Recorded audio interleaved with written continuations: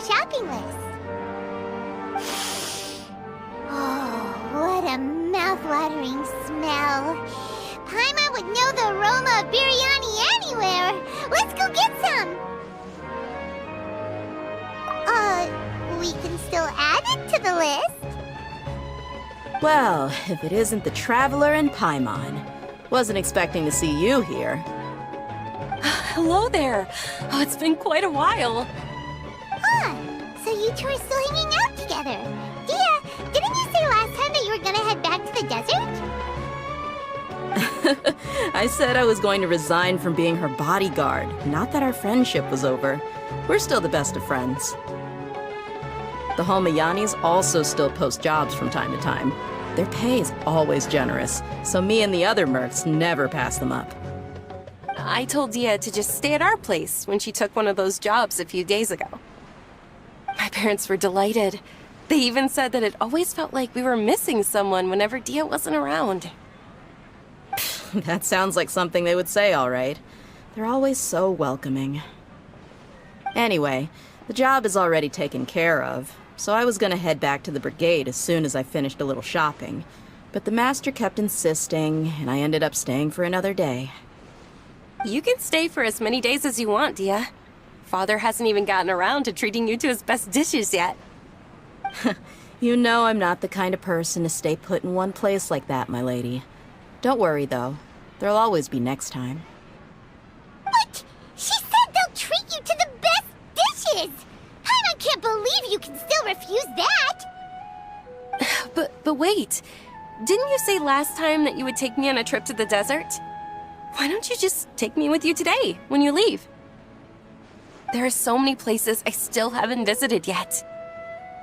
I'm sorry, my lady, but no can do. There's still a few things I need to take care of back at the brigade. Besides, the desert hasn't exactly been the most peaceful place lately. Oh, come on. Not this again. That's also what you said last time and the time before that. I know, I'm sorry. Just give me some more time, and I promise I'll plan the best trip ever for you. All right, fine.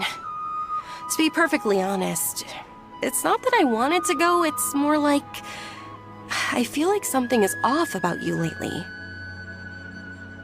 Ever since you first set foot on the estate a few days ago, you've been acting anxious and even paranoid.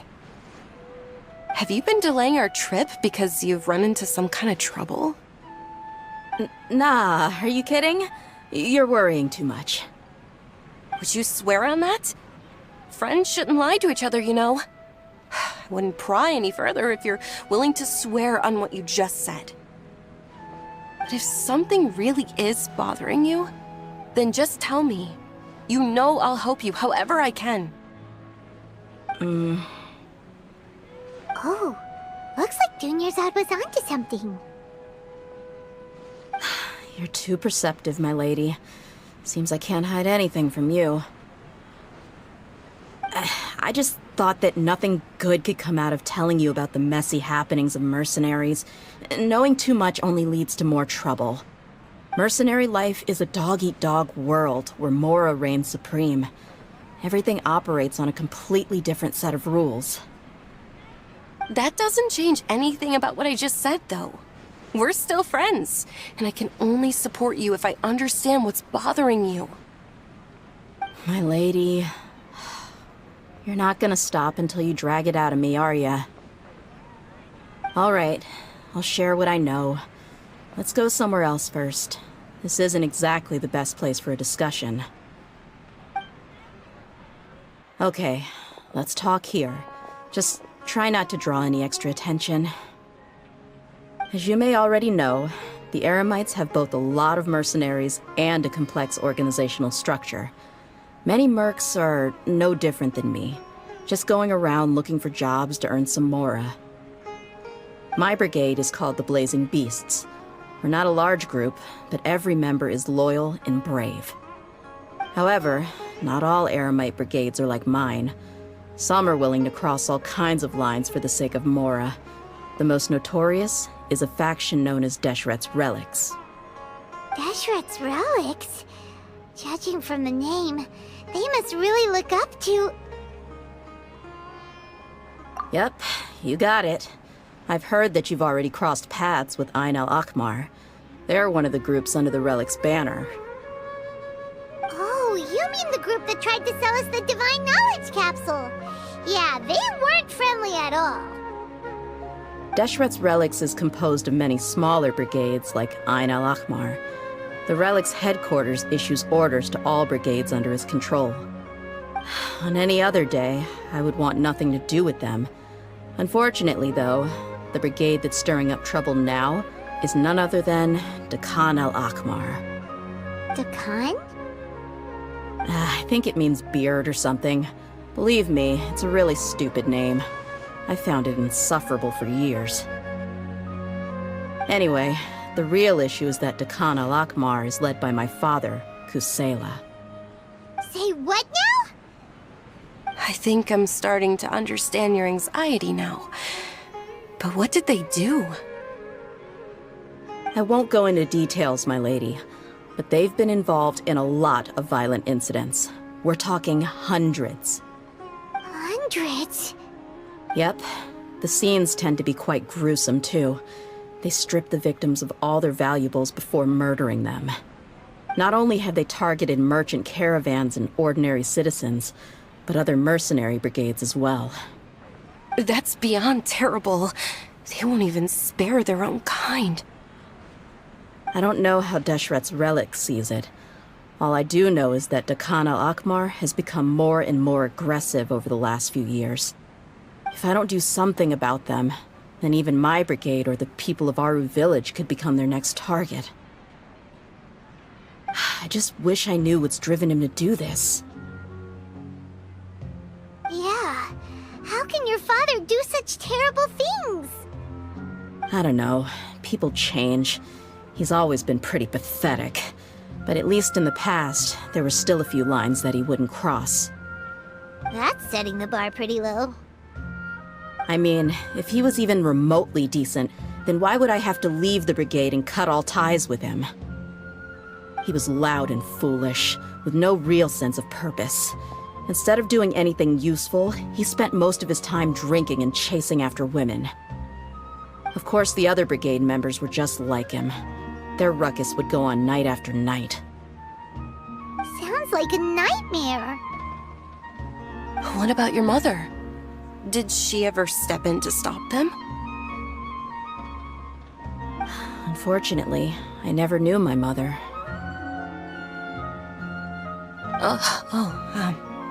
I'm sorry, Dehya. I didn't know. It's all right, my lady. That's pretty common in mercenary circles. Didn't I mention that my father was chasing after women? I was the result of one of those encounters with some random person. He told me that he wasn't sure who my mother was, and in any case, she never came to see me. He'd say, "You'll be fine as long as you remember to stick with Dad." But even then, he left most of the parenting to the brigade. The one thing I do remember is that he used to tell me stories. But the problem was that he had terrible taste. He only knew a few stories, and even those tended to be pretty stale. They were tales of desert warriors defeating dragons in the forest, or stories of mercenaries rescuing princesses from rebel armies. Sounds like your typical fairy tales. More or less, yeah. They were interesting maybe the first or second time around, but after about 20 repeats, they started to get a little dull. He seemed to think those stories were the best things ever, though. He was so into them that he'd call the whole brigade over and make them perform the whole thing as a play. Even the toys he gave me would all be story props. I'd get helmets. It was only much later when I realized that the shows were more for him than they ever were for me. What an interesting guy.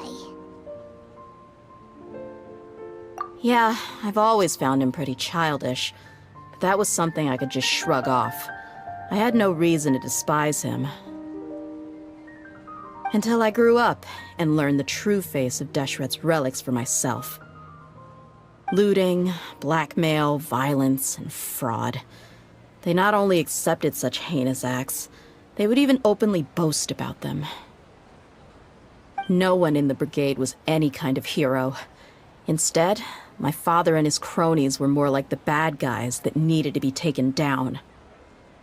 Did they really think that as long as they didn't do any of that stuff right in front of me, I would never know? I think I can understand your feelings. The difference between perception and reality must have hit hard. Yeah, but don't worry, my lady. It's all water under the bridge to me now. I had a huge argument with my father and left that place behind for good. I'm not investigating them due to any bitter feelings I still have towards my father. I just want to protect those that are close to me. Yeah, I told the boys to gather as much information as they could. Most of the reports concern violent incidents, but there's also some talk of smuggling. I see. But isn't this investigation incredibly dangerous? It is, but every mercenary lives life on the edge. It's a lifestyle that I enjoy. That may be true, but it'll be impossible for those who care about you not to worry. Well, now you get why I didn't want to share any of this with you. What should we do? They both have valid concerns. Huh? But there's no need for you to get caught up in this mess, too. Well, he's super tough, so if he went into the desert with you, then Paimon bets the problem will be solved in no time. I'm inclined to agree. I'd feel a lot more at ease if you took him along to help. I'll wait for news from you in the city until then. Please, stay safe. I'm honored that you care so much for me, my lady. All right, then let's get moving. Our first stop will be Caravan Rebot, where we can catch up a bit with my fellow mercs.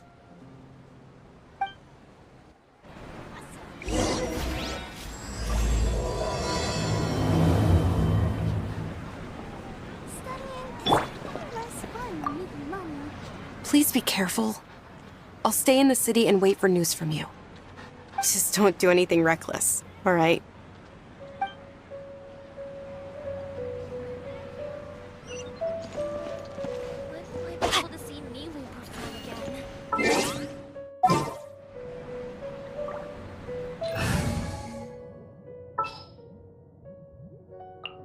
Let's go gather some samples.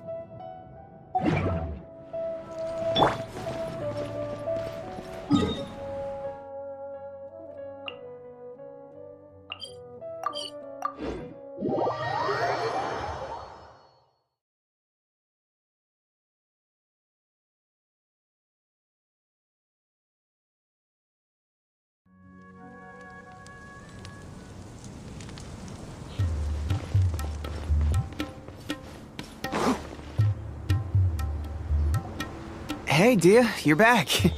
Are these two friends of yours?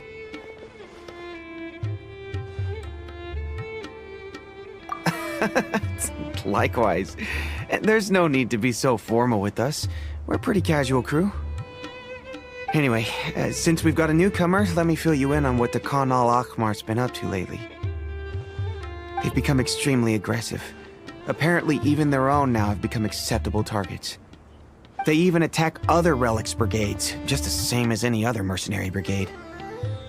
Even the most ferocious beasts still protect their own. And it sounds like they've thrown that straight to the wind. That's right. Once they've collected enough loot off the other mercenaries, they sell it off to a different brigade, or turn to merchants on the black market. A portion of their profits is immediately exchanged for more food and weaponry to be used in their next violent operation. That's terrible! Yeah, and it really makes you wonder why they're so desperate for Mora. A few days ago, Isham and I trailed them for a while, and even disguised ourselves as merchants to conduct trade with them. We were able to learn a few things from the exchange.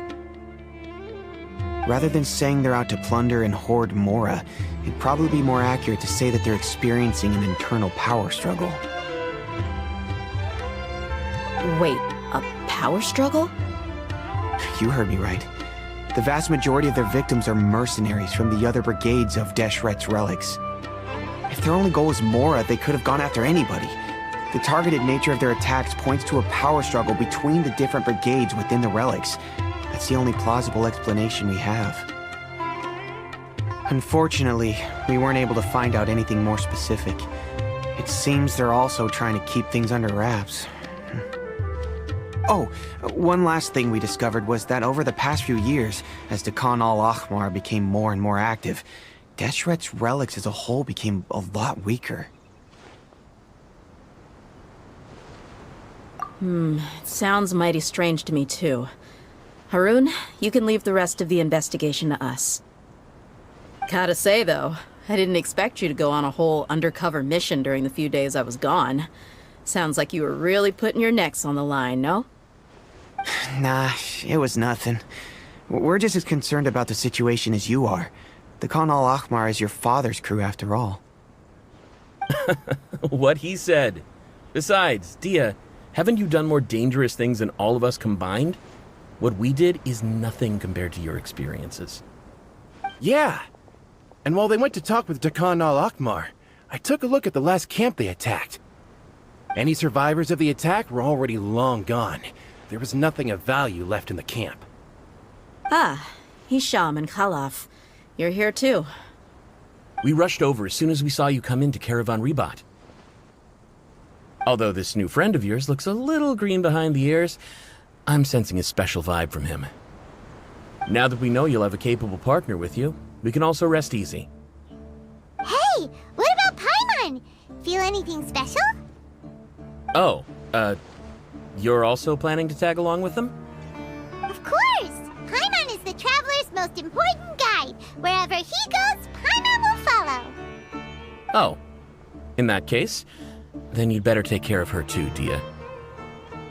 Don't underestimate Paimon! Don't worry about her. She may look tiny and helpless, but she's been through just as many battles as the Traveler here. Even if she had only survived on sheer luck, then that alone would still make her quite formidable. I had no idea. I guess I shouldn't judge by appearances. Oh, one other thing, Dehya. When you're free, why don't you update the deputy about your upcoming schedule? We held another recruitment event a few days ago, but everyone only came to see the Flame Main. You weren't around at the time, so people were pretty disappointed to only find our crew of rough, unkempt guys. The deputy put a lot of effort into the event, but it was basically for nothing. Only a few people chose to stay, and that really got to him. Sorry to hear that. I'll be sure to bring him some great liquor next time. I left in a hurry and I couldn't make it back in time for the event. Gotta admit, I can understand their disappointment, though. You're our brigade's main selling point, after all. Now, if only the deputy could figure out a way to bring a few more smoking hot members into our ranks. Keep dreaming. Remember the last time I invited a couple gals into the brigade? You all just froze up with your mouths gaping like a bunch of scarecrows. The awkward silence and weird expressions left quite the impression on them. They were originally interested in joining us, but after that, they both told me they were too uncomfortable to stick around. Hey, didn't we agree to never bring that up again? Huh? Wait, are you serious? Why have I never heard about this? I don't think you were part of the brigade yet. Are you kidding me? I missed a once-in-a-lifetime moment like that and you weren't even gonna tell me? All right. We can tell you about it later. Now's not the time. Hey, don't you try to change the subject. You and Hisham get your butts over here and tell me everything right now. Are they always like this? More or less. There aren't many rules or graces when it comes to mercenaries. We're used to just speaking our minds. If someone starts getting under your skin, you just yell right back at them. And if that doesn't put an end to it, then you just challenge them to a fight.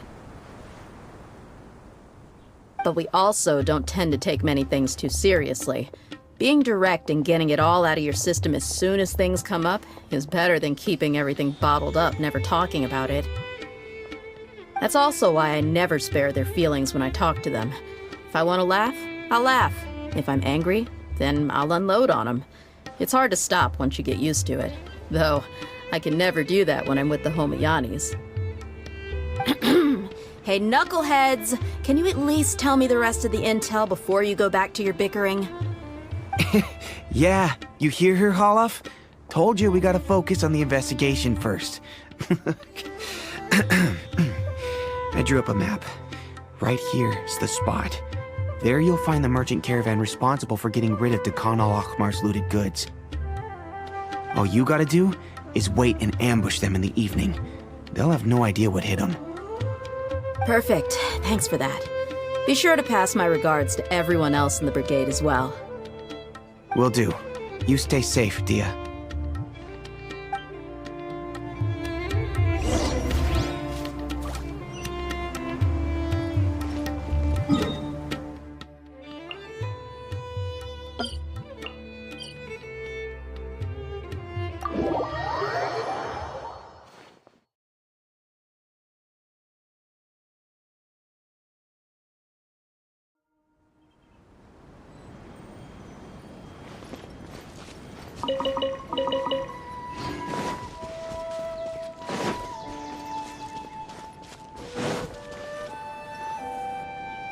This should be the place.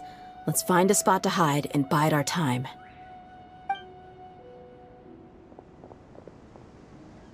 It's gonna come down to a fight one way or another, so let's all be careful. No need to worry. He knows his way around a fight. I'm not worried about that. What I meant is that we probably shouldn't go too hard on the enemy. After all, we still need to get information out of them.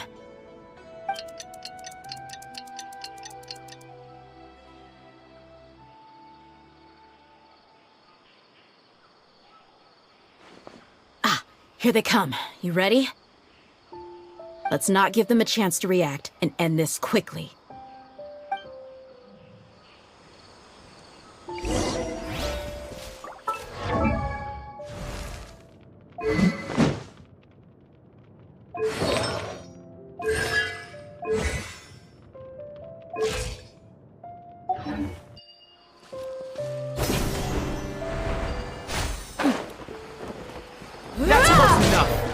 Buckle up!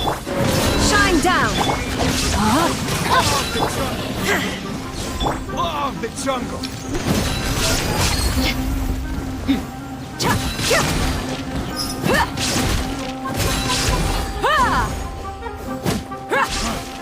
You won this one. I'm going in!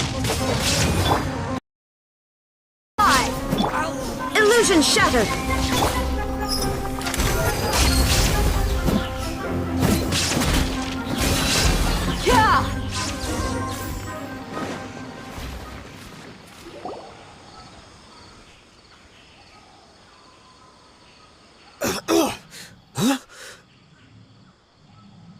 You're the Flame Mane. Good. That saves me an introduction. All right, time for a little talk. Are you buddies with Khan al-Ahmar now? Tell me, what are they after? You know the code of being a mercenary just like everyone else. The first rule is to never divulge key information about our employer.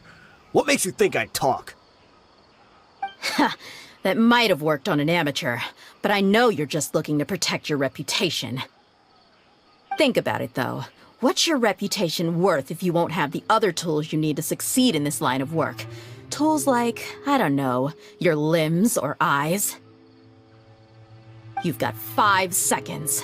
You might want to think twice about how much your employer's information is worth to you. Whoa! I'm not joking around. We can do this the easy way or the painful way. 2 seconds! I'll save you the trouble.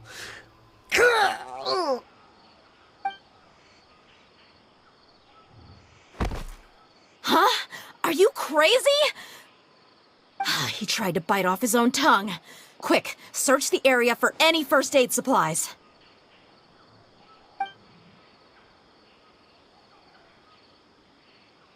I definitely didn't expect him to go that far. Thankfully, the wound wasn't too deep, and he just passed out from the pain. But why would he be so extreme? I just wanted to test his mettle. You can get a lot of mercenaries to talk just by threatening them.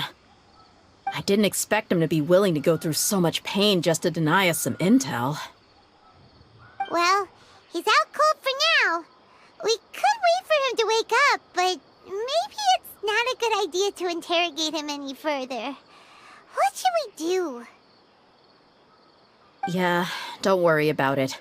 It'll be a waste of time to interrogate him again after that. He might just hurt himself again if we start asking. There are lots of goods around here. Let's search the area. Maybe we'll be able to find something. I'm really sorry.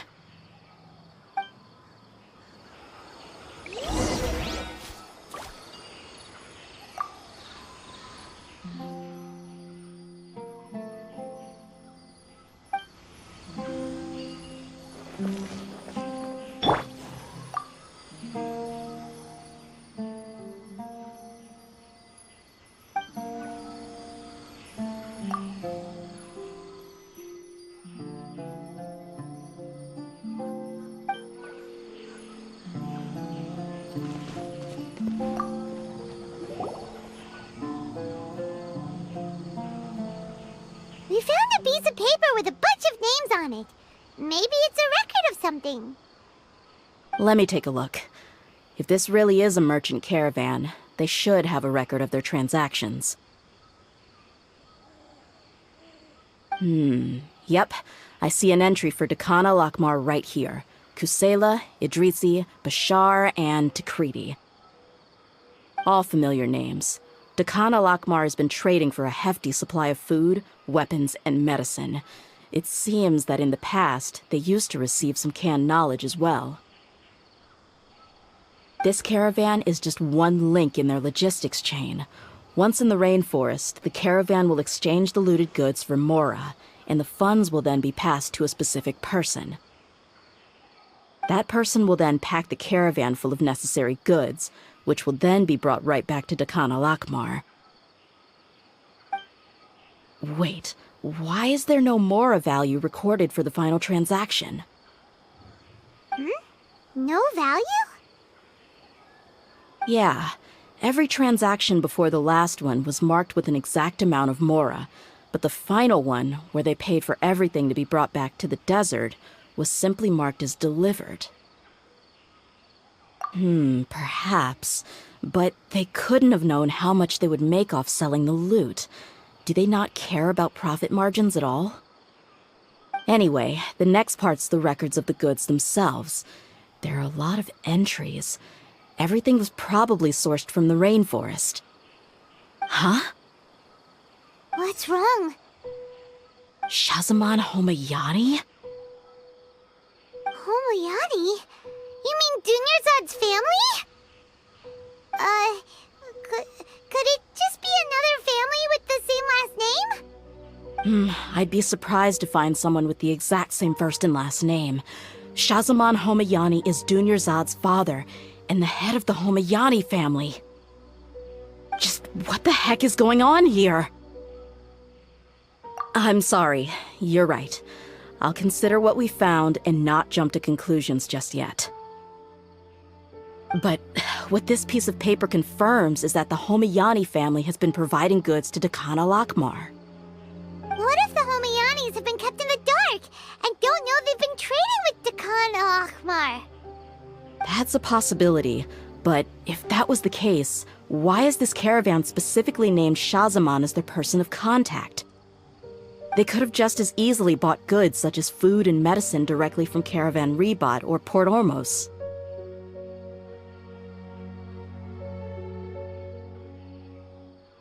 Yeah, funding violence and looting. The brigade gets the goods, and he is paid the proceeds from the sale of the loot. But why would he do something like this? It's not like the Homayanis are in need of money. I honestly have no idea. I've been to their estate many times, and I've never noticed anything suspicious. The only potentially large expenditure I could think of would be the treatment costs for Dunyarzad's Elazar. Maybe they borrowed a lot of Mora in the past?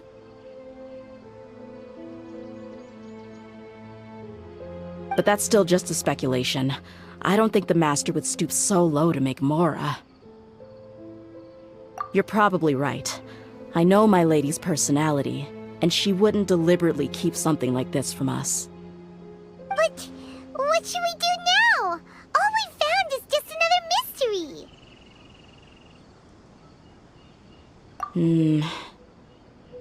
If you ask me, we already have no choice but to confront her about this. I'm not worried. It's too early to make a verdict yet. I still have faith in the Homayanis. Let's go find my lady again. We'll tell her everything and see if she's willing to lend us her support. If we're lucky, we can not only figure out the mystery of this paper, but also follow the trail of breadcrumbs to the people responsible at Dakan al-Akmar. Dehya, are you sure this is the best decision? What if instead of getting the help we need, we just end up revealing everything we've discovered to the enemy? I've considered that possibility. But even still, I want to tell her what we found. I think I owe her that much. True friendship is built on trust. She showed genuine concern for me when we first brought up the topic. I can't repay her kindness with doubt and suspicion. That's not how I deal with people. You're right. Paimon wants to trust Dunyarzad too. Yeah. Let's pay another visit to Sumeru City.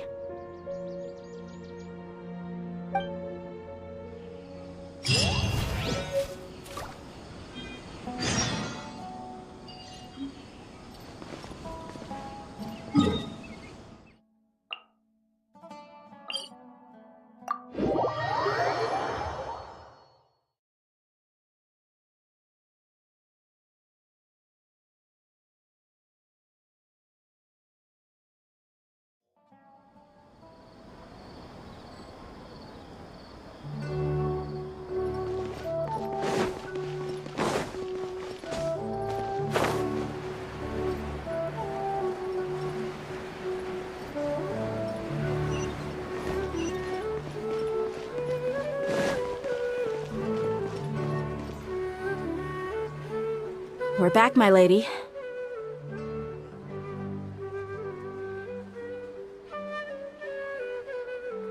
Oh, you're back a lot sooner than I expected. You mustn't have run into any trouble then. Well, how did it go? What did you come up with? Actually, we're still investigating. It's just that we've discovered something strange. I see. The clues you found have led you back here, in the city? Something like that. Yeah. You all look a little dispirited. Whatever you found must not have been very encouraging after all. Why don't you discuss it with me? Maybe I'll be able to say something to cheer you up? It's okay, my lady. It's not so much about me being upset with my father or anything like that. How should I put this? So something is wrong. Even the Traveler and Paimon have been uncharacteristically quiet. On any other day, Paimon would have already waved to me with a smile and shouted, "Dunyarzad, we're back!"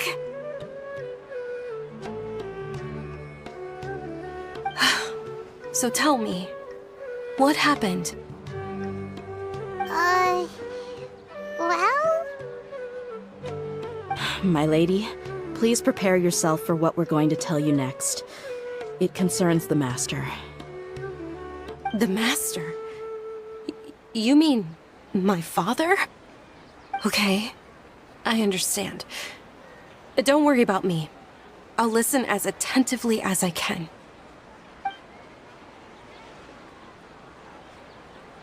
My father has been supplying goods to Dakan al-Akmar?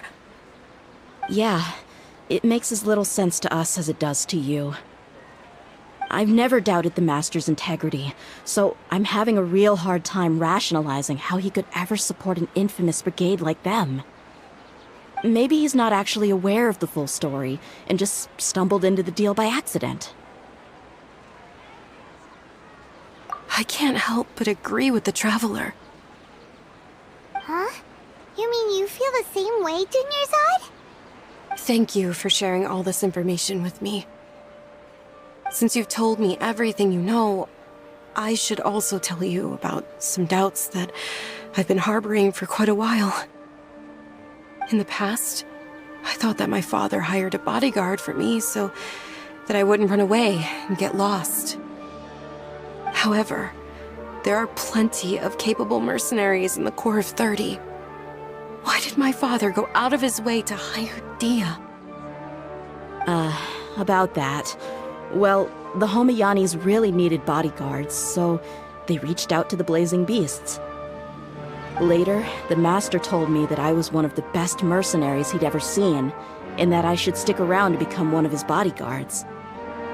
He offered me a pile of Mora, so I just signed on. Well, but that didn't really answer my question. Just think about it. Why did my father specifically reach out to the Blazing Beasts? Maybe the Corps of 30 just didn't have anyone available, or maybe someone recommended us. I've never given it too much thought. I think I get what you're saying. You think none of this was a coincidence. Precisely. At first glance, nothing seems strange or out of place. But there are many parts of the story that don't actually make any sense. If my father had always been in contact with the Khan al-Akmar, then it would make sense for him to bring Dehya into our house. You mean the goal all along was to get Dehya to be your bodyguard? No, that's too much of a stretch. I cut all ties with my father a long time ago. He has no control over my life anymore. But that still doesn't rule out the possibility that your father has still been trying to influence your life without you knowing. So, the Master was not likely an innocent victim in all of this? Sorry we put all this on you so suddenly, Dunyarzad. It's okay, Paimon. I should actually be thanking you. Regardless of his reasons, if my father has truly been funding a violent group of mercenaries, then it's my duty to bring him back to reason. But is that really the right thing to do?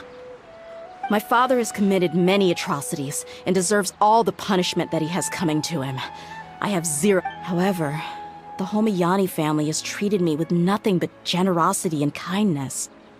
If we decide to investigate this further, we could end up implicating the entire Homayani family. I would be biting the hand that's fed me over all these years. Dehya. It's all right, Dehya. If anyone were to ask, you could always just say that I'm the one who instructed you to get to the bottom of this. You don't have to do that, my lady. I'm not conflicted because I'm afraid of taking responsibility. Besides, you're the one we should all be worried about right now. Hey! It's still too early to give up hope! What was the thing about friendship again? Right, yeah, trust! You said that yourself, Dehya! Besides, there's no point on getting all riled up before we've confirmed all the facts! Thank you, everyone. That makes a lot of sense. I guess I should always remember the trust that I've placed in people. In which case, my lady, could you ask the Master to come out and have a chat with us? Sure thing. I also hope he'll be able to give us a logical explanation. Let's meet at the usual place then. Usual place? Ah, right!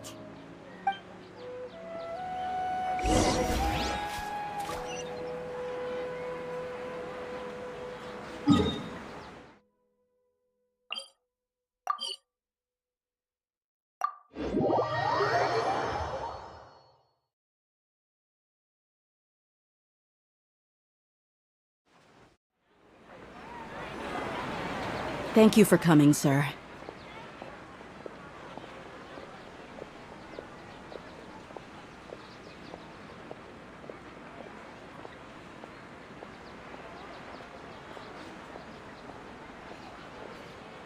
Please allow me to introduce these two. This is the Traveler, and next to him is his travel companion, Paimon. Ah, yes, my daughter has mentioned them from time to time. It's a privilege to finally meet them in person. But we may skip all the pleasantries for now. What is the important matter you wish to discuss with me today? Well, we wanted to bring this transaction record to your attention. There's something on this record that we're all pretty curious about.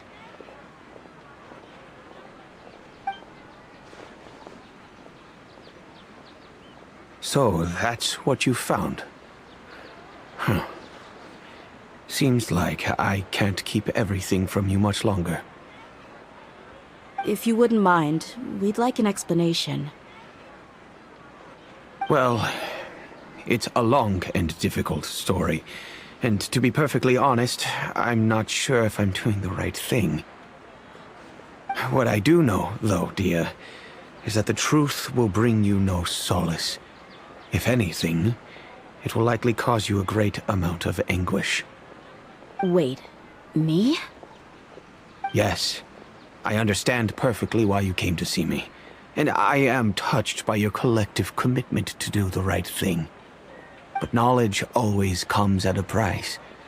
And sometimes, as they say, ignorance is bliss. Your father, Kusela, and I both believed that. Of course, you have the right to seek and learn the truth, but I must warn you. The facts of this matter may reduce everything you've built for yourself into sand, blowing in the wind. If you must proceed, then Kusela's heartfelt efforts will also fade into the wind like a fleeting mirage. His heartfelt efforts? I'm sorry, sir, but I'm not sure I follow. I've made it this far in life without a single drop of my father's support.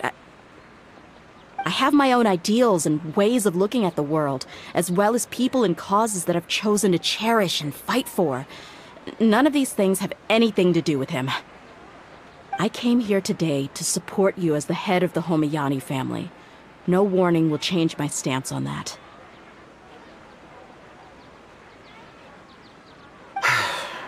I understand. Then let me tell you a little story.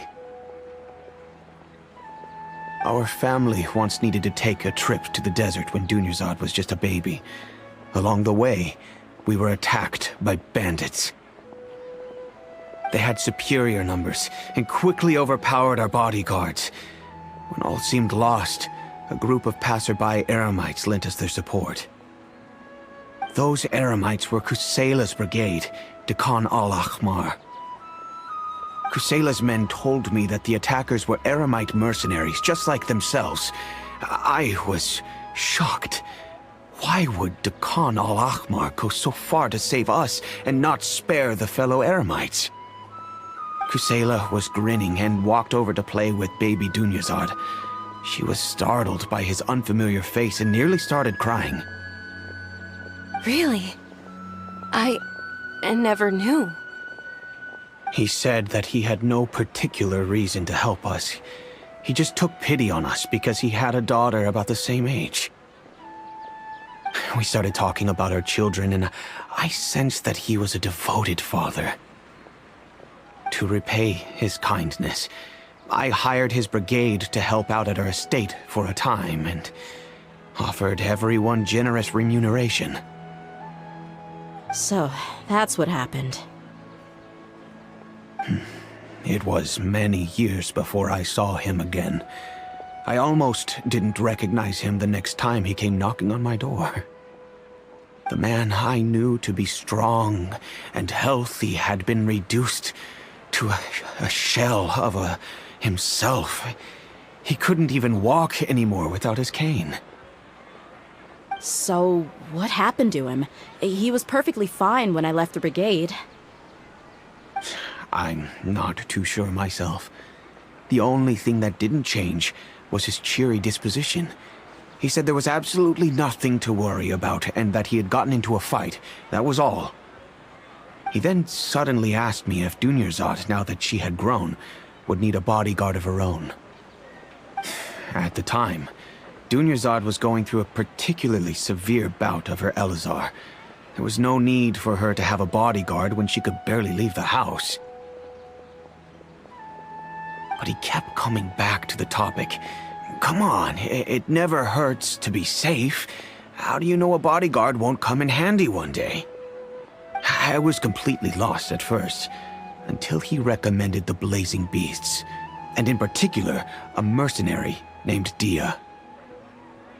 So he was the one who recommended Dehya to you.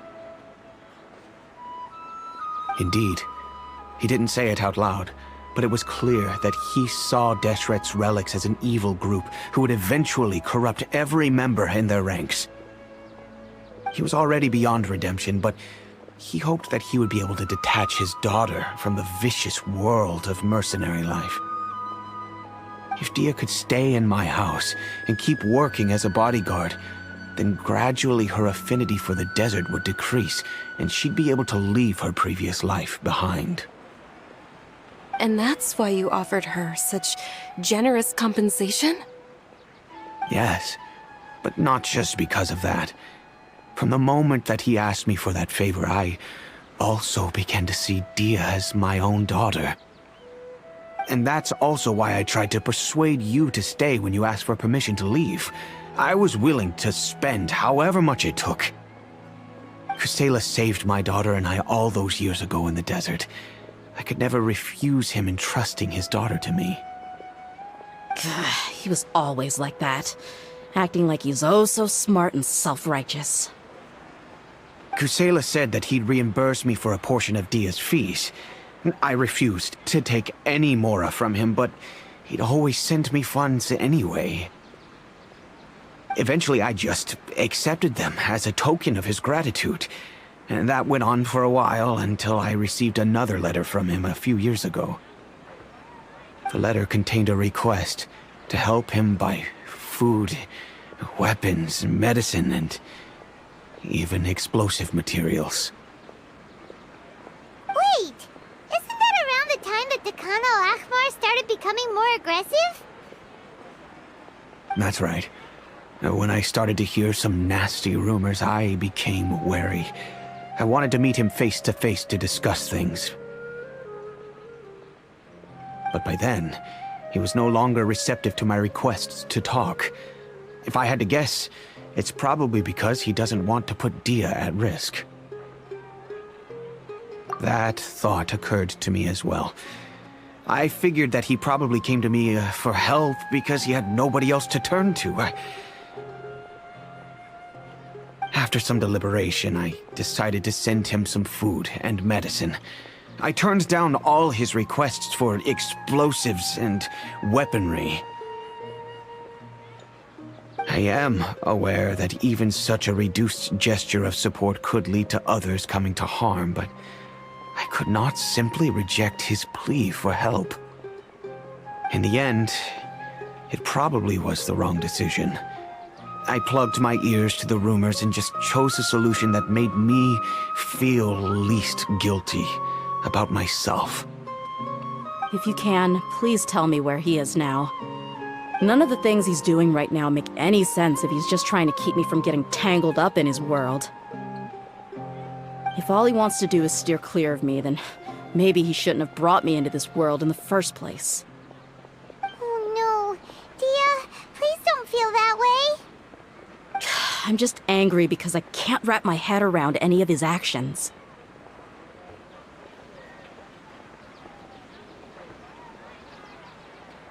I don't know. I really don't know. I don't think I can do it. But I guess you do have a point. We haven't uncovered the whole truth yet. We still need to figure out his exact actions and reasoning for these last few years. I'll do my best to help.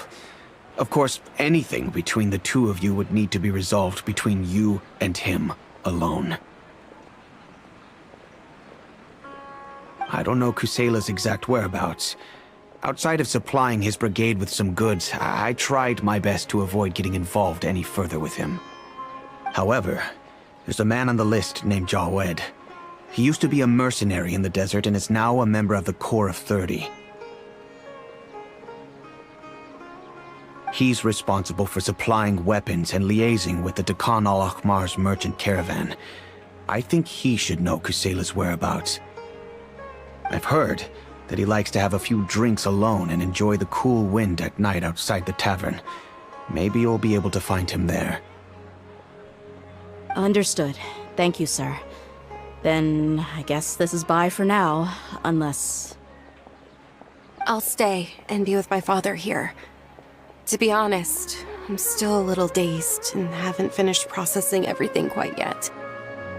My father has indeed done something wrong, but if I think about it, I'm also not sure if there was a right way to handle this problem. I feel like our only course of action is to turn everything we know over to the Core of 30 and let them render judgment. Yes. I am prepared to accept whatever verdict they choose. It's time to face my mistakes.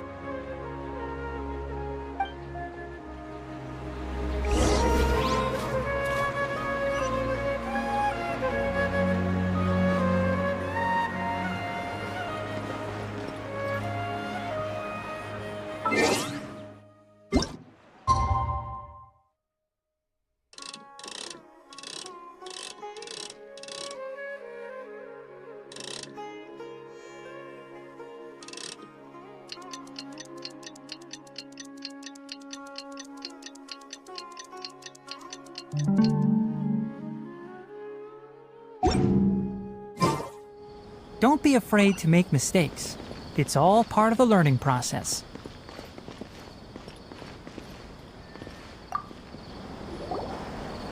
Huh? Who are you guys? I know what you've been up to. Smuggling weapons to violent brigades in the desert while working for the Corps. Pretty bold, if you ask me. Shh! Keep your voice down. How do you know all that? Come with me. We should take this elsewhere. I'll be happy to talk things over once we're somewhere private.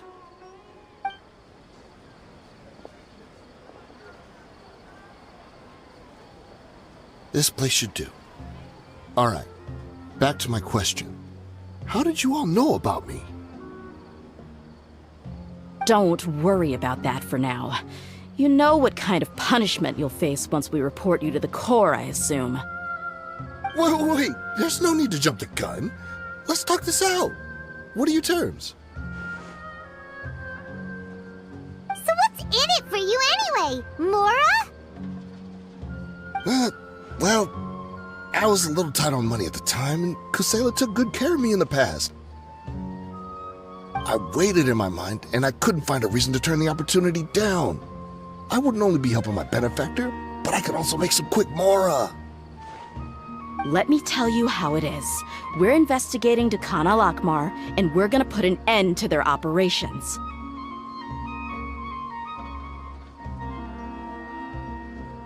If you provide some help for us, then we might just put in a good word later to reduce the terms of your punishment.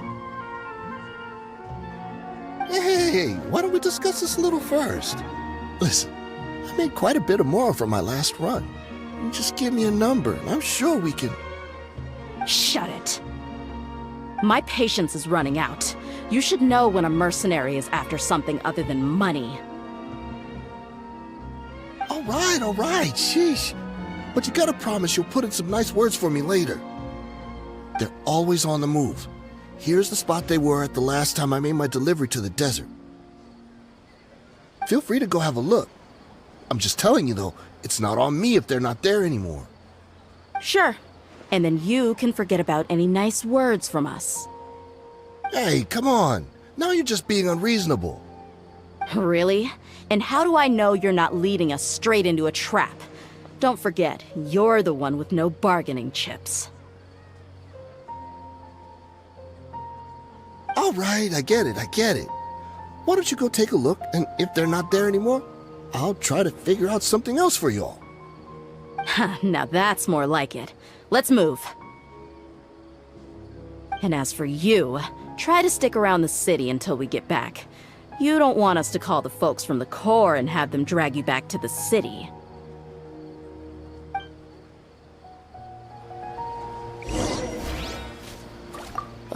Don't worry.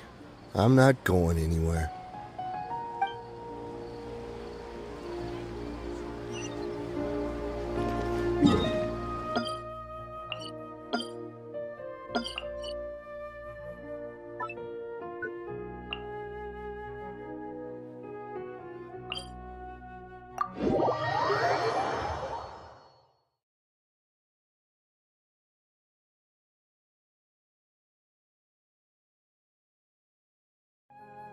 Ah, it's so hot.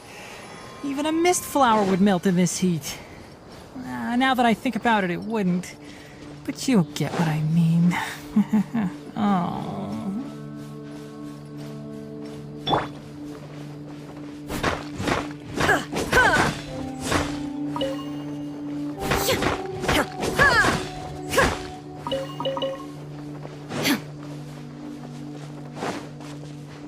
Keep up.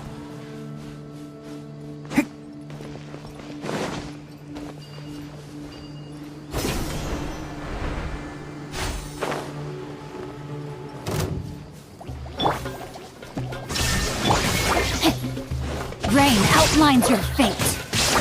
Rain cutter.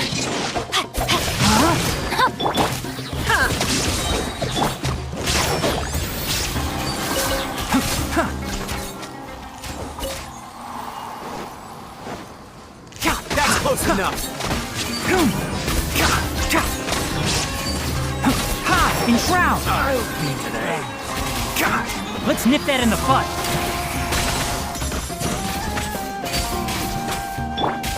Shine down. Off we go. Rain outlines your fate. You want this one?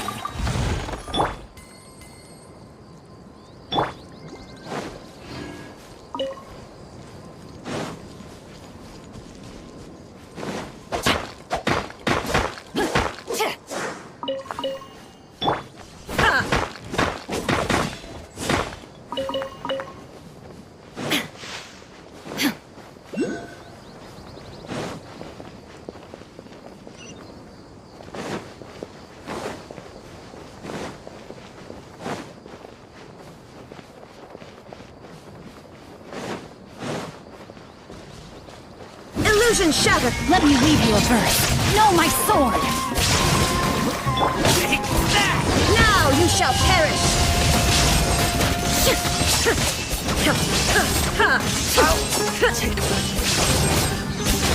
Need more.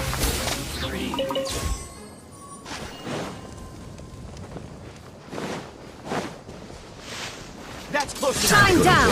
Everybody stand back. Rain cutter. One with the forest. I'll approve my patience.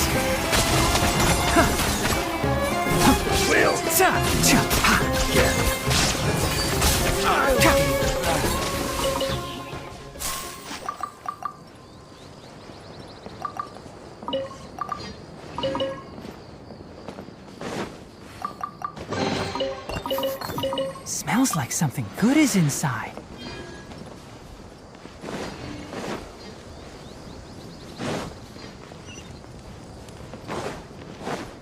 Body and mind. Rain outlines your fate. There is no escape. Let's light it up!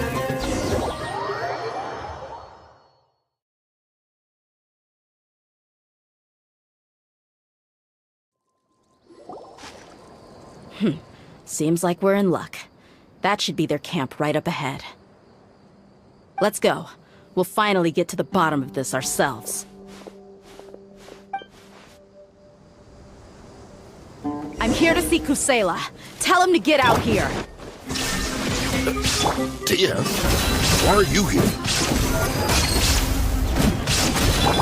No, my sword!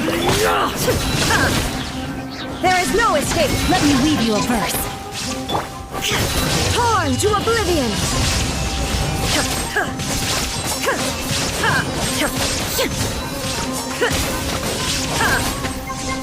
Shine down! Teamwork is dreamwork! Ha! I hear everything! Haven't you all done enough? Oh, so are you also here to stop us? Stay out of this. It's got nothing to do with you.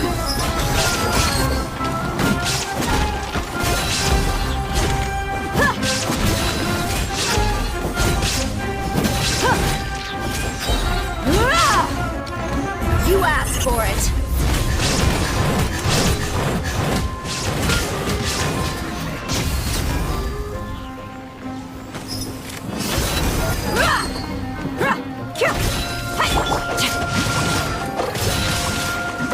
Witness the power of Bawaan.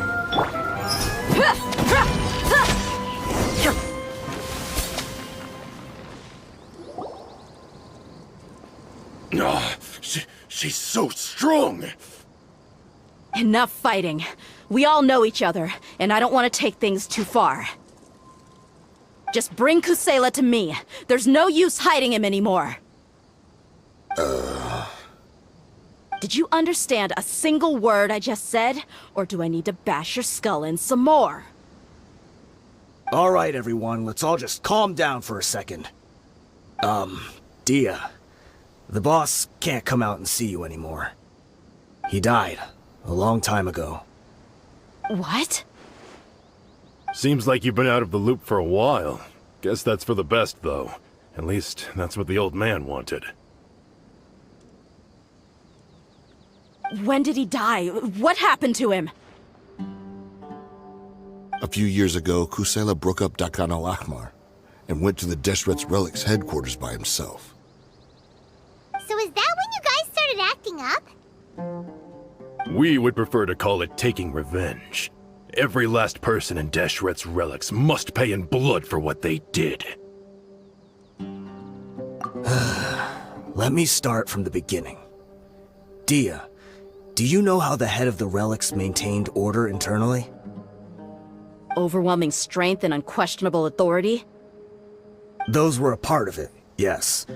But just those on their own weren't enough. They had another tool at their disposal.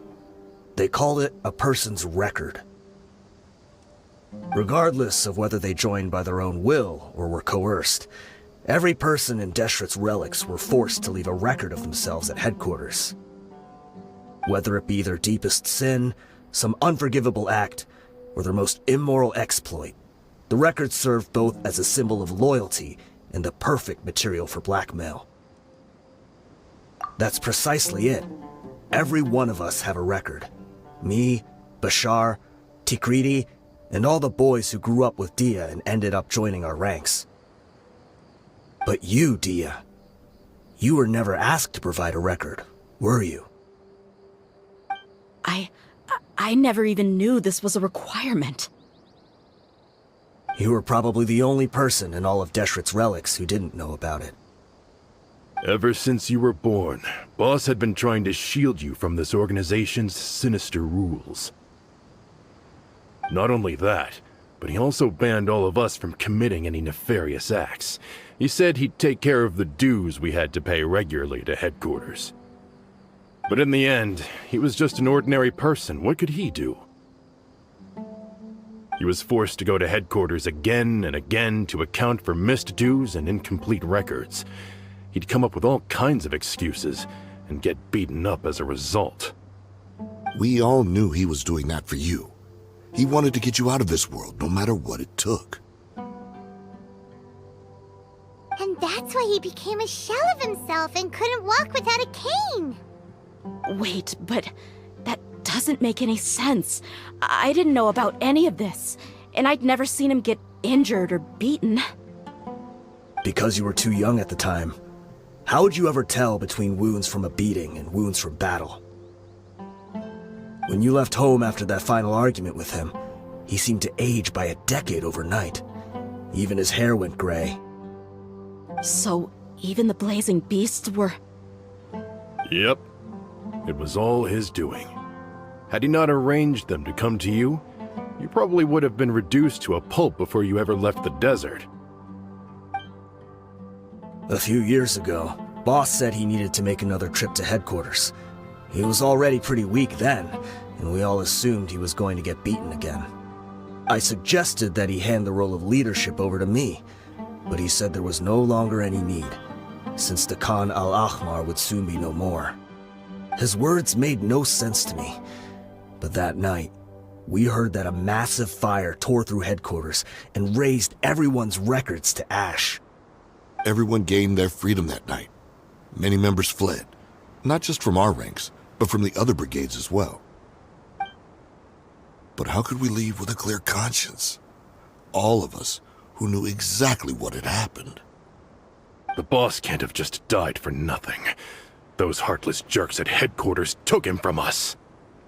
From that point on, the sole purpose of the Khan al-Ahmar became revenge. The big fire that boss started was quite a blow to headquarters' strength. It's given us the opportunity to launch our attack. Even though we're outnumbered, we vowed to see our revenge through to the very end. There were people from headquarters who changed their names and went into hiding. Some fled to other brigades, and others escaped to the rainforest. But we won't let any of them escape our wrath. They'll all pay for what they've done. We've suffered plenty of losses as well. To keep going, we need an enormous amount of supplies, from food and medicine to weaponry and explosives. All we can do is exchange our loot from Mora, and then use that to get supplies.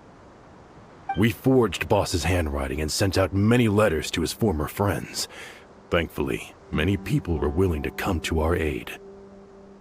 We were also able to attract many mercenaries who shared our goal. We've endured unspeakable pain to win many impossible battles. Deshret's relics have become weaker and weaker, and now we finally have an opportunity to directly strike their headquarters. Paimon doesn't know what to say anymore.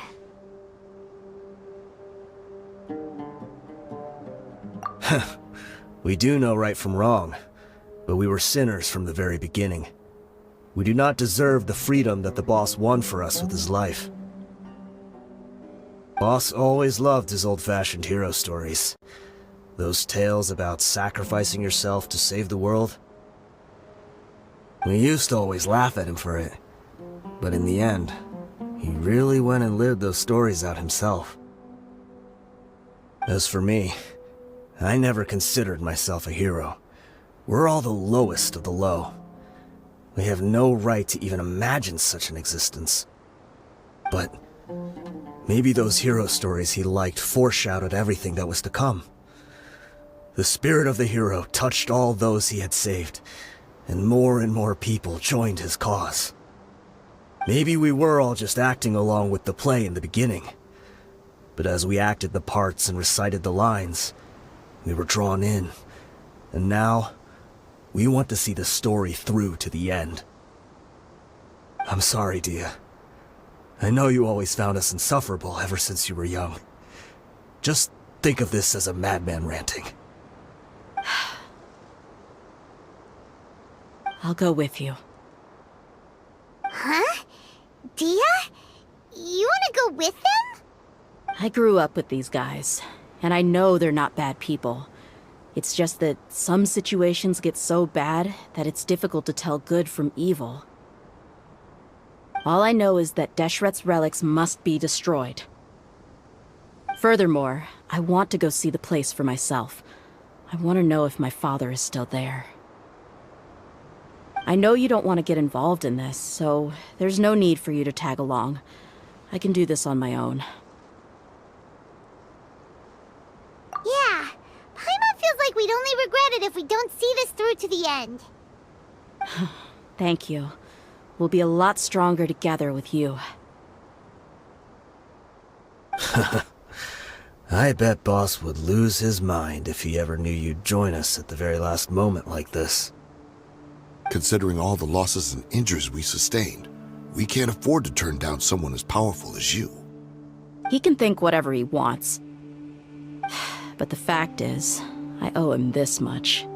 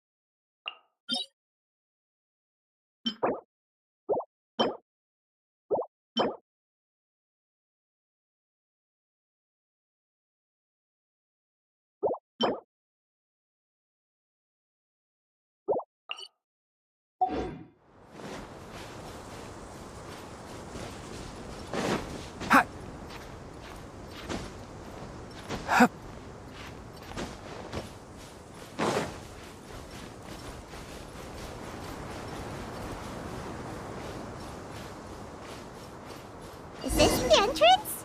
We sure didn't run into much trouble on the way here. Should be. I don't think they have enough manpower left to post guards and defend their perimeters.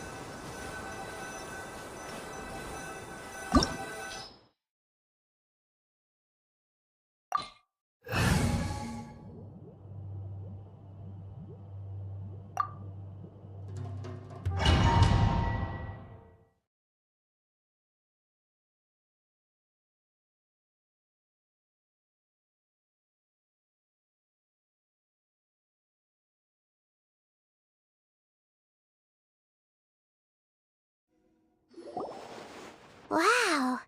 Paimon didn't expect it to look like this on the inside. They should all be holed up in here. Don't know how many people they've got left, though. Who cares? We'll round up all of them. Still, we should be careful. Even if they've only got one shot left, it could still take us out. Yeah, we'll know what they're really capable of once we've landed some hits on them. Deshret's relics may have been a force to be reckoned with before, but their name means nothing now. Yeah, they don't stand a chance with you here. I'll take the lead. I've been here once before.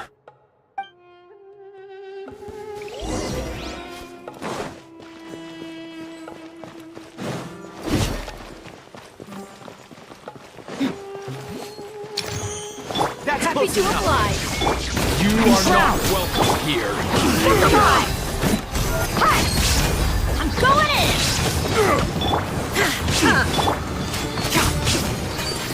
Let's nip that in the bud. Illusion shattered. Inazuma shines eternal.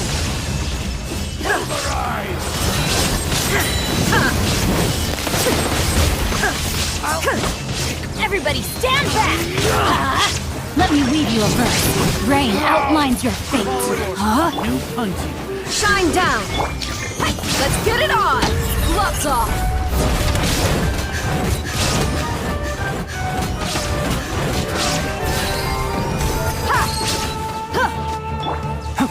Can't see.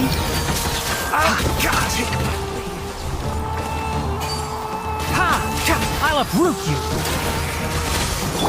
There is no escape. Torn to oblivion. Lucky today. Teamwork is dreamwork. Witness the power of goodbye. Rain outlines your fate. Let's light it up. You're dead meat.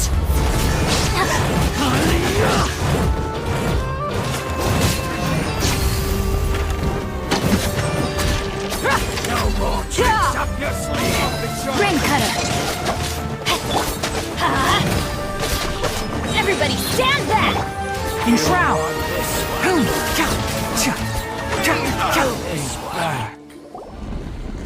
This way, follow me. We're almost there.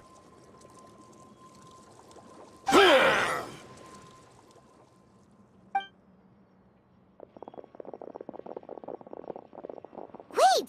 They went charging ahead without checking for any traps!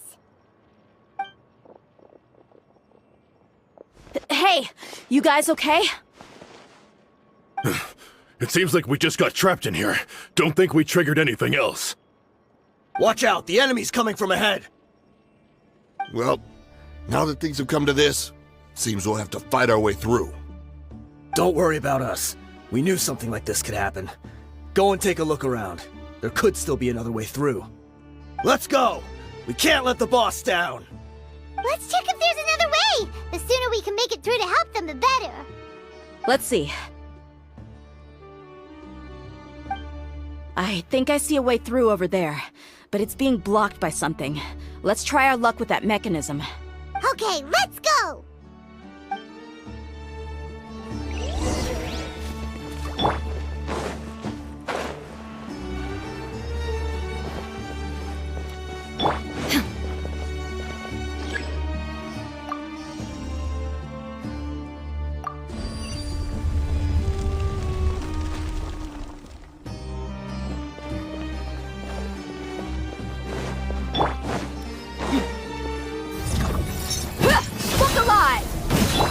Rain outlines your Shine down! Can't see? God, I hear everything! Ha! Witness the power of Gawaan. Teamwork is dreamwork!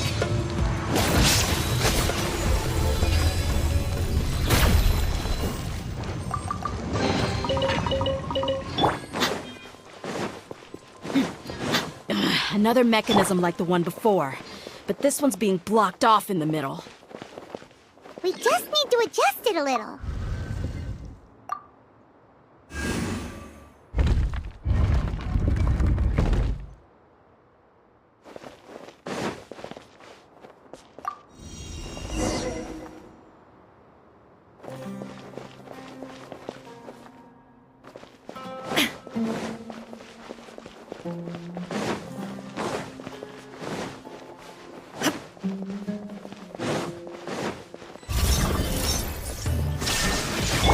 You asked for it!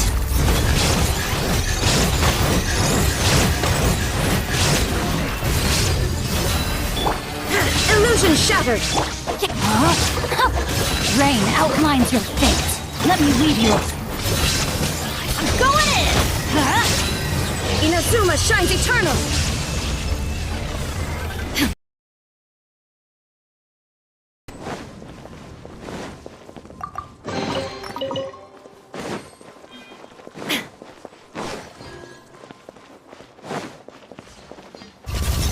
Shine down!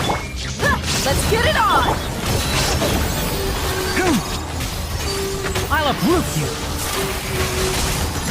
Yes, no, my sword! Witness the power.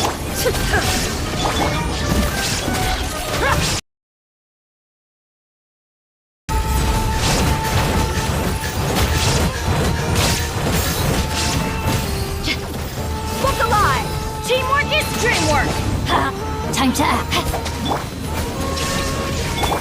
One with the force! Ha! Huh. Let's nip that in the butt!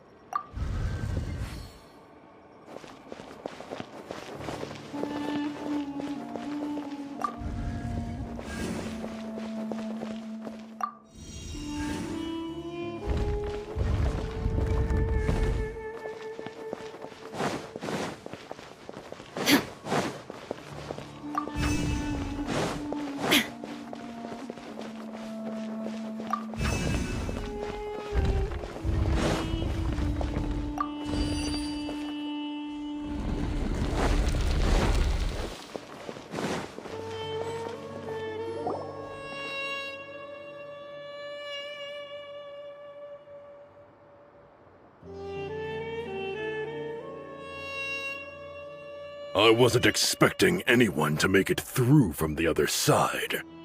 But as a desert dweller, I suppose we should be used to our folks defying all expectations. Don't waste your breath. You have nowhere to run. Run?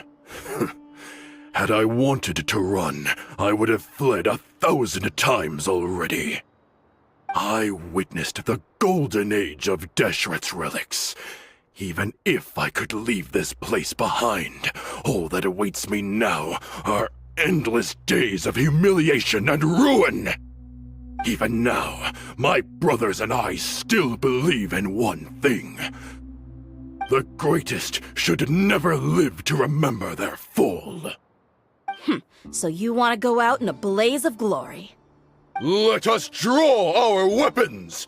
We will show them the true power King Deshret bestowed upon his followers. They are but two, while we hold within ourselves the entirety of the relic's glory. Wave 1, charge! Eliminate them!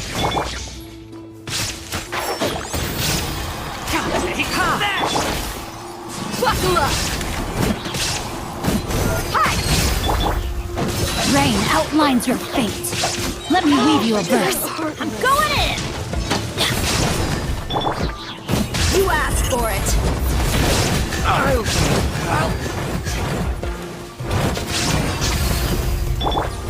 Illusion shattered! Can't see.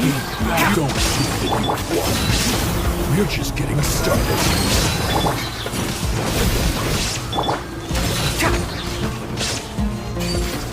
I'll uproot you.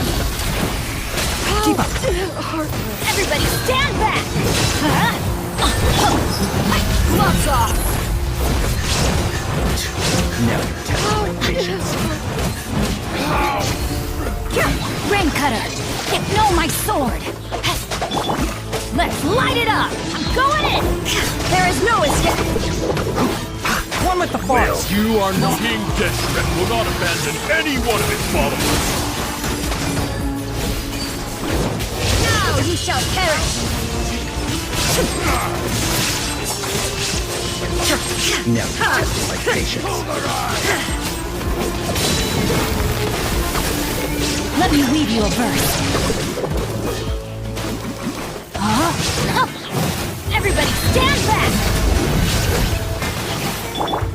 Enshroud! Ha! I'll uproot you. We'll meet again. Buckle up! Regret. You're dead meat! I'm getting sick of this game. Brothers! With me. This is where we prove our faith. You all just wanna die? None of us plan to leave this place alive! Spread your wings and raise a storm! Quest is ready.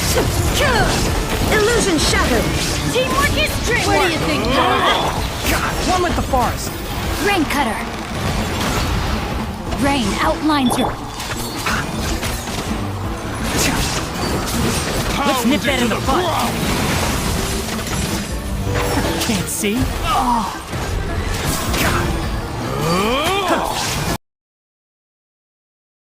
Now you shall perish!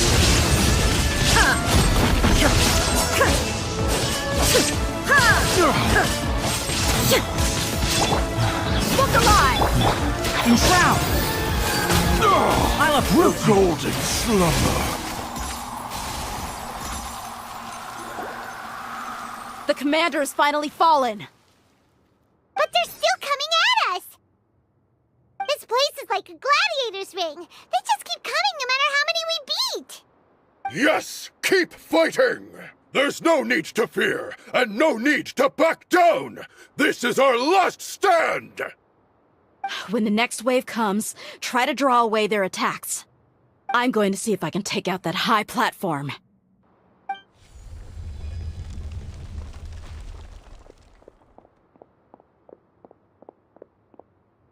Get out of my way! Come and face me, Michel! Ugh, so they've broken through the front as well. Apologies, Lord Michal. They fight like absolute madmen! No matter how much we throw at them, they just keep coming for more!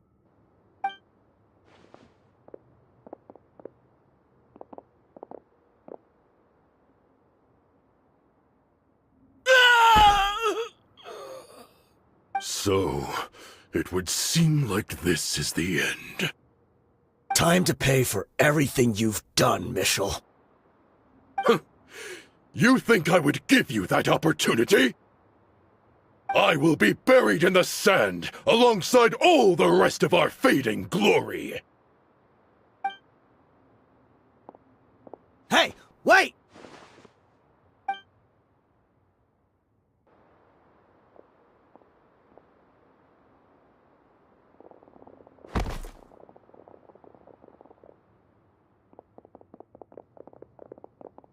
We were too late. It's over. There's no more need to fight. But if you're still going to cling on to your so-called mercenary's pride, then I'll give you all a good beating as well.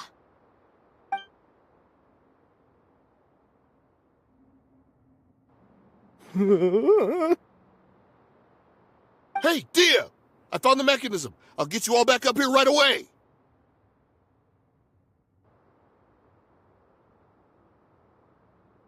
Let's go.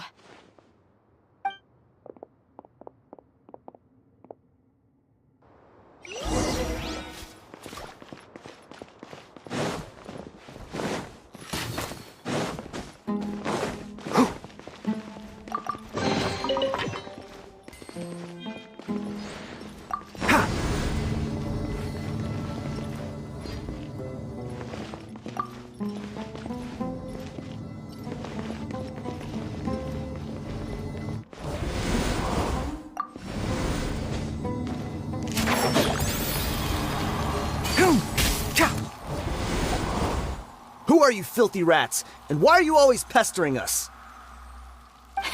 You call yourself a member of the infamous Deshret's relics, and you still can't even tell who's made it all the way to your headquarters? Who knows what intent a bunch of rats may have? We try to catch a couple, and you all just show up on the other side instead. How are we supposed to figure out what you're after? Hey, have you ever heard of a man by the name of Kusela? Why would I know? It's not like I'm in charge or anything. This is your last chance to talk. Hey, I said I don't know anything. I'm just an average member here. I'm telling the truth. If you're here to find someone, why don't you look through the records yourselves? Who can remember every name and face with so many people coming in and out every day? The irony. His life became a light for so many, yet to others, it wasn't even worth remembering. Where's the records room? Answer me! It's right over there. All the files are in there. You can go through them as much as you want. It's not like any of them still matter anyway. I mean the old records room. The old records room? You mean the one that got burned down? Kusela.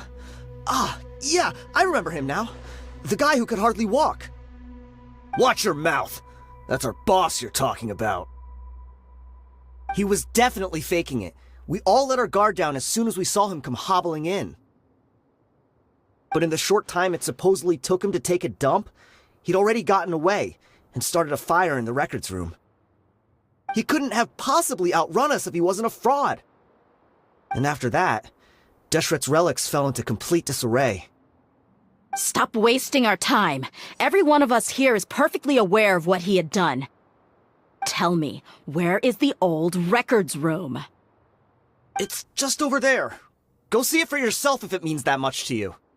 There's nothing left in there but ashes. No human could ever survive that kind of inferno. Bashar, Tikriti, let's go. We'll leave the others here to guard these guys. Spare them no mercy if they try anything.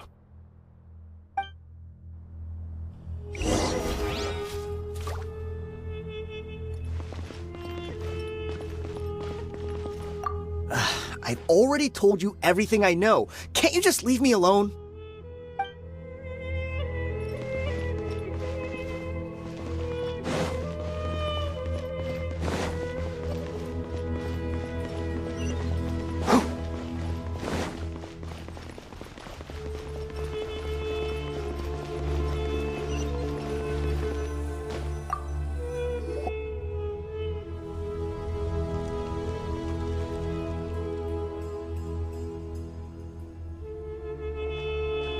So, this was his final destination. How did he do it? Getting past all the guards with a limp and sneaking in here to start a fire? If he was nimble enough to do that, then he must have been able to get out of here after starting the fire, right? Dehya. I'm sorry. I know it's just wishful thinking. Let's look around. Maybe we can find something that's been left behind.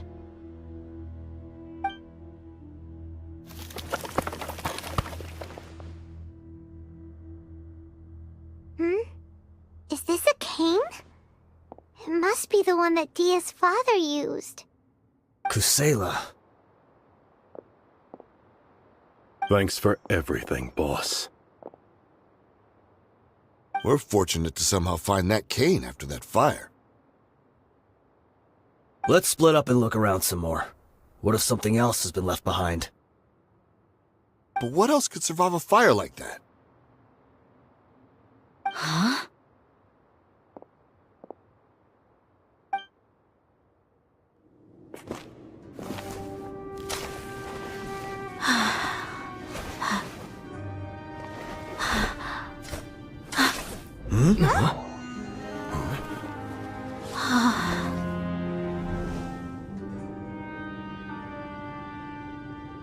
Thought so. Wait! Isn't that the toy sword you played with as a child?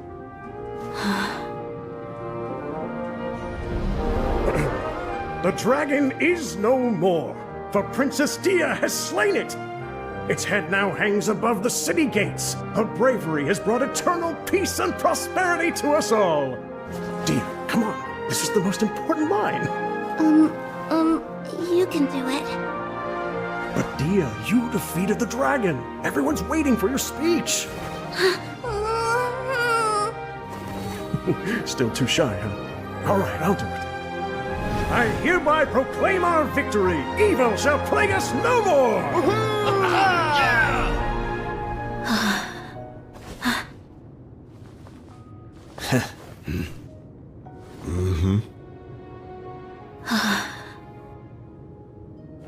I hereby proclaim our victory. Evil shall plague us no more, Dad.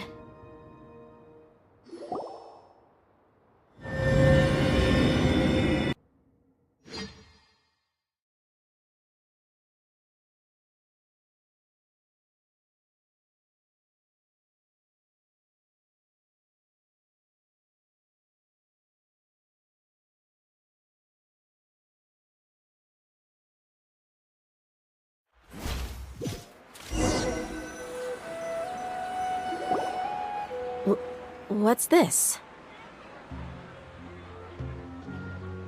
Don't you remember? You asked Paimon what she would do if she were to wake up tomorrow with loads of money. And Paimon said that she would get boatloads of tasty snacks.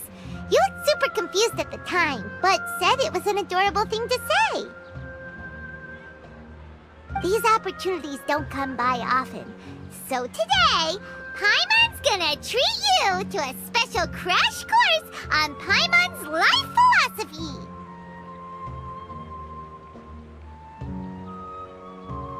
Hey, come on! Paimon's not that stingy. Anyway, the point is that you should eat to your heart's content. You'll feel better for sure once you've gotten something in your tummy. Junior Azad will also be here shortly. She's already heard that we're back. Aw, thanks, you two.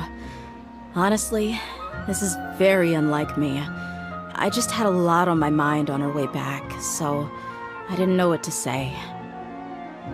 My chest was filled with all kinds of intense emotions. They just shook me even more than all the feelings we've shared during our previous adventures. But when everything came to an end, those emotions also vanished without a trace, and I was left feeling more empty than ever before. It was as if I'd lost the thing that was most important to me. Yeah, you're right. To many mercenaries, Mora is the most important thing in the world. But perhaps to us, it's the most worthless thing of all. Idrisi and the others all used to say that they would quit if there was no Mora to be had. But when it came to avenging my father, there was no Mora to be made anywhere. My reality shattered when I found out that the father who always told me hero stories was in fact a bad guy. But look at me now. Am I any different? Despite all my promises about never forgiving him and never trying to understand him, I still went to such lengths to find out the truth, and nearly even shed tears for his sake. We're hypocrites, all of us. Yeah, you're right.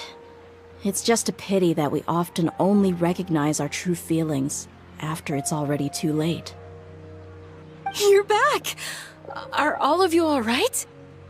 Ah, there she is. Yeah. Many people from the Core of 30 came over, and I just wrapped up everything with my dad.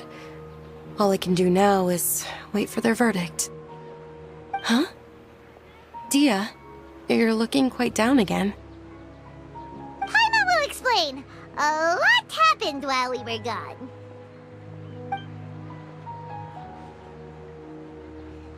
I'm sorry. I really should have controlled my emotions better. I just... It's all right, my lady. You were hurt by all of this as well. Truth be told, I'm starting to feel a little guilty watching you cry like this. Dehya, your pain must be even worse. You shouldn't need to comfort me. Hey, don't worry about me. If anything, this whole thing has finally shown me the difference between illusion and reality. My father probably thought that people could settle into new lives as long as they moved to a new environment. That thought has even crossed my mind a few times. It's like saying, what's wrong with adapting to a new life? However, there was always something deep within my mind that refused to accept it. This impulse brought me great turmoil, and even made me feel ashamed for turning my back on your father's kindness.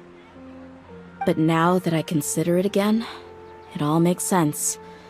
The desert sands are a part of who I am, and I will never be able to lead a peaceful existence.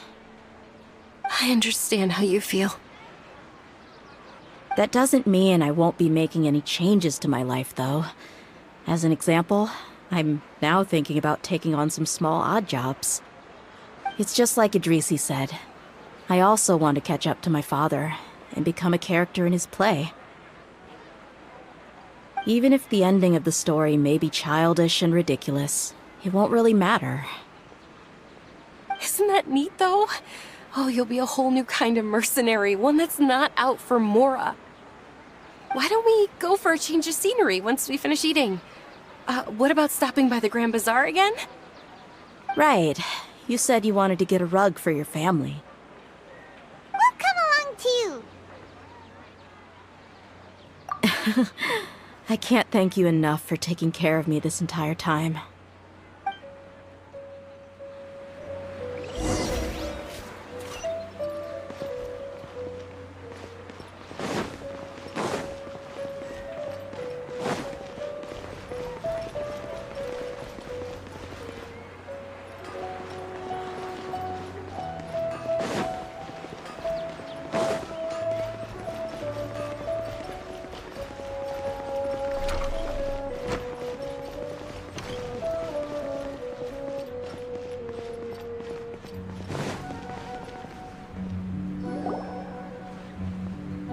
This rug here is quite something. The craftsmanship is exquisite, and the fabric is also of high quality. Ah, here you are. Finally, I found you. Hey! Aren't you that mercenary who bit his tongue? You can still talk? Wait, are you here to take revenge on us? What are you talking about? Do I look like I could take you all in a fight? I just came here to give you something. I'll be on my way to give myself up to the Corps after this. Once I woke up, I hurried to the Khan al-Ahmar's camp, hoping to alert them to your presence. But when I got there, I found no one except the members who were still too injured to move. Ah, so you probably got there after us. Yeah, they told me that they had exacted their revenge, and everyone had turned themselves in to the authorities. Even that last camp was not going to last for much longer.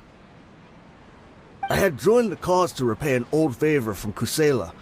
Now that everyone's already turned themselves in, I might as well do the same. One of the injured members gave this box to me, and told me that it contained some of the old man's last possessions. Everything left in the camp will get confiscated, so I figured I should get this to you before the Corps could get their hands on it. Thank you. No worries. We are all just living our own truths. There's no need to comment or judge anyone for it.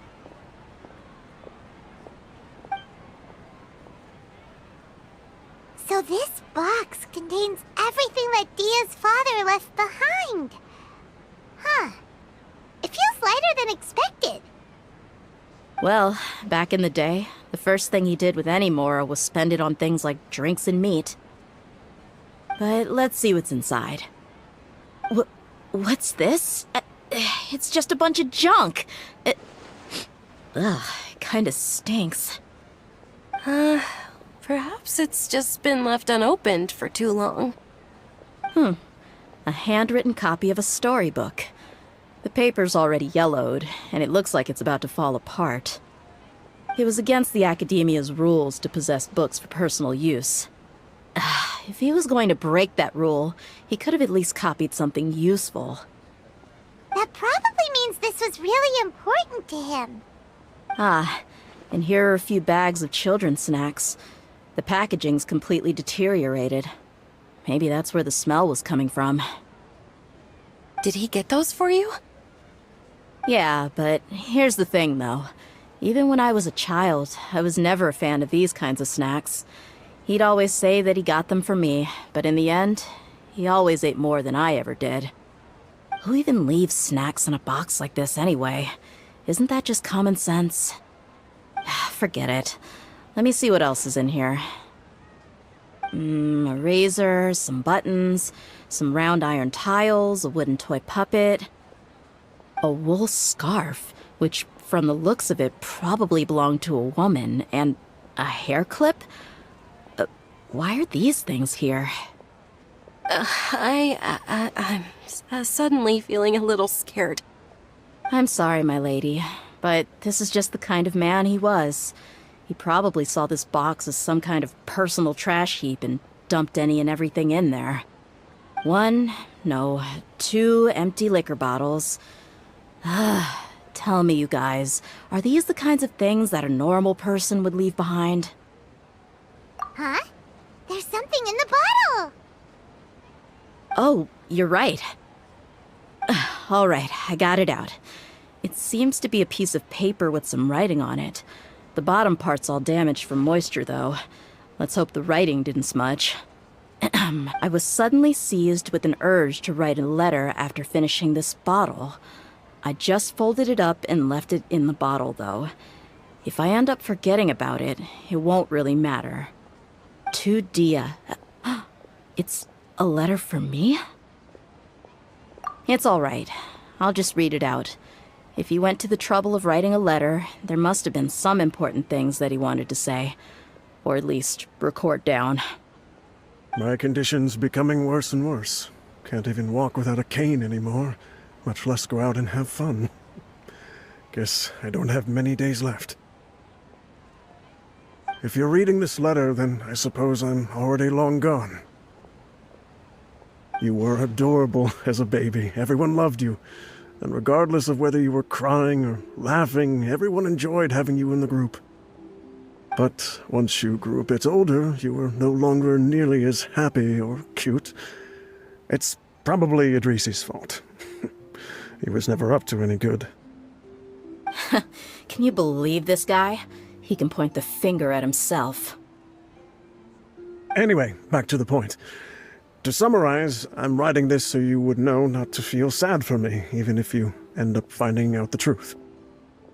The reason being that I was never your father to begin with.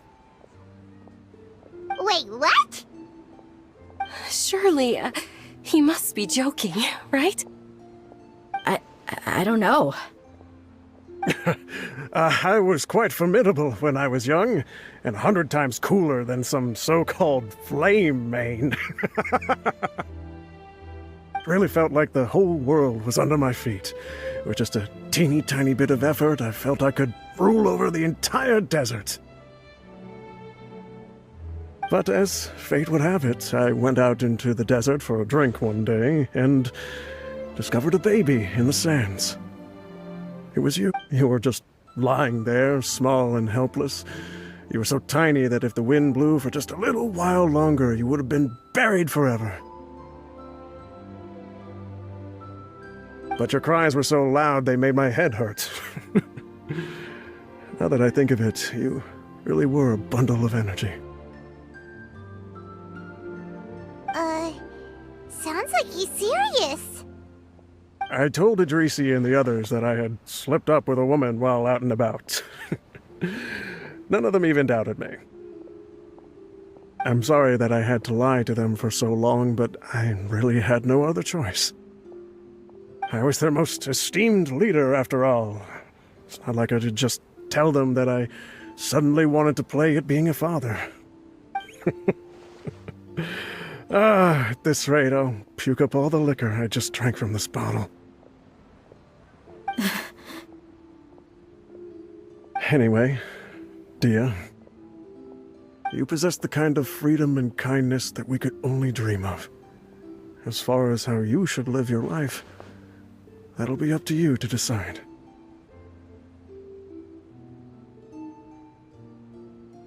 That's the end of the letter. In the end, he was still thinking of me as a little child.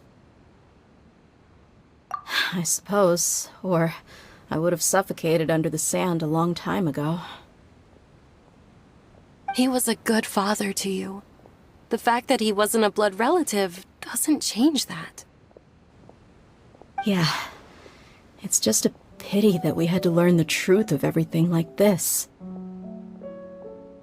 Do you already have some ideas about the decision that he wanted you to make?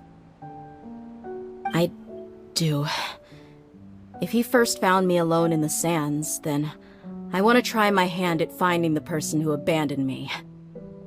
I just have one wish. To tell them a story. That there once existed a childish and foolish jerk with a heart of gold. And that only under his care was I able to grow and mature into the person I am today. If you end up finding any leads, can you share them with us? We go on adventures all the time. Maybe we'll be able to find some information for you. Sure, I appreciate it.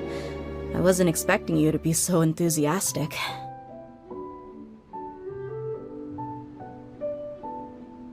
I'll help too.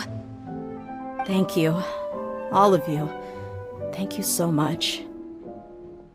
My life has certainly had its twists and turns, but I've always considered myself lucky. Because no matter where I've gone, I've always been surrounded by incredible kindness.